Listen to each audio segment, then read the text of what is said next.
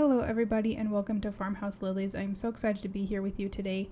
Today we are going to be making some eggplant parmesan type things.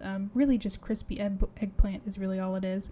But we got some super fun eggplant starts at a nursery this spring and decided to grow these two eggplants. And I think this is the first two eggplants that we got off of it. And it was super fun because I've never grown eggplant before. I didn't even know how they grew. So it was kind of fun to see them pop up on the plant here just a couple weeks ago. And so that was super fun. But here I am. We're making this like crispy eggplant kind of situation. And so you put salt on it to get all the water out of the eggplant because the eggplant is actually really watery. And then you go through and you brush off all your salt and you dry off all your eggplant.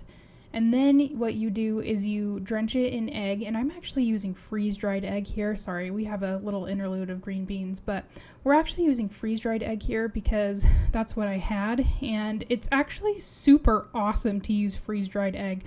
I don't know if you guys have a freeze dryer or you guys have access to freeze-dried egg, but oh my goodness, it's fabulous. You don't have to start in the refrigerator, and it's just amazing. It's there when you need it, and it's there when you don't need it, so it's great. But yeah, so I have my sourdough breadcrumbs that I have had for ages in the freezer, and then we've got my freeze-dried egg here, which I'm gonna mix. It looks really gross, but it works really well. Okay, guys, it's awesome.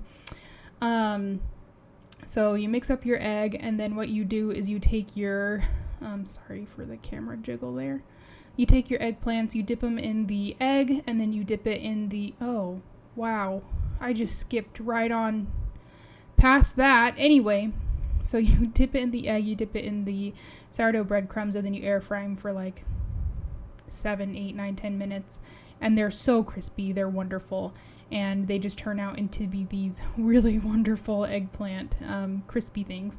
But anyway, here I am making some chicken and veggie stock. And as you can see, my camera's falling. It fell. And this is super great and super awesome because I canned this. And it's super good to have extra canned vegetable broth around because it just is in everything, and it's great to have it canned in the pantry and able just to have it at hand and be able to put it in whatever you need it in, whether it's a sauce or a gravy or whatever it is. It's pretty fun. But then here I am doing some peachy stuff. This is fun. We bought like 3 half bushels, so like a bushel and a half of peaches this year, and it's a lot of work. It's a lot. So we dehydrated some in a previous video, and those turned out way too crispy crunchy. I just over dehydrate things all the time, so it's really good to just freeze dry them. They taste better freeze dried anyway. But here are some garden huckleberries, and let me tell you, it's so tedious to go through and destem all these things. It's ridiculous.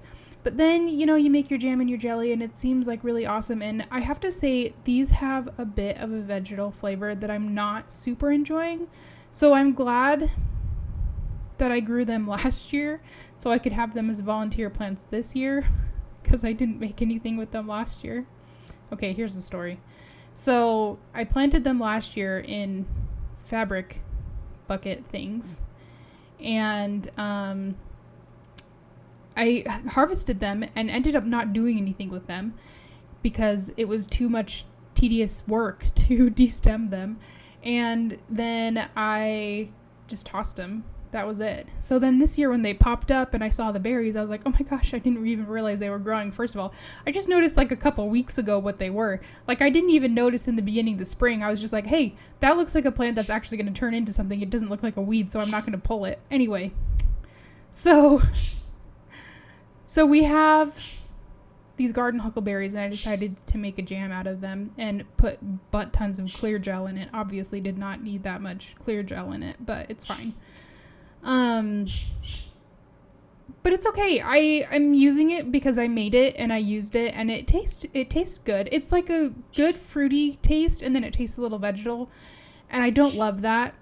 So I definitely won't be doing it again next year, and I'll definitely just pull all those plants. But anyway, that's my story. Thanks for listening, and I will see you guys next week on Farmhouse Lilies.